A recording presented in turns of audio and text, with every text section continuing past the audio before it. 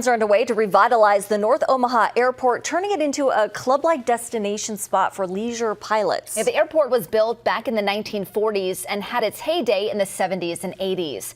In the 90s, the airport housed mainly police helicopters. Patrick Ackerman of Omaha bought the property in 2021 after the helicopters moved to Blair. This project is not eligible for most public funding programs because it's not within city limits or in a community development area, so Ackerman is paying for it himself. Plans include tearing down the old hangars, putting up an aviators hotel with a 13,000 square foot clubhouse. That'll have a bar, restaurant, lounge space, some golf simulators. We talked about a spa, some fitness areas. So again, really kind of playing on the concept of a country club style for aviators.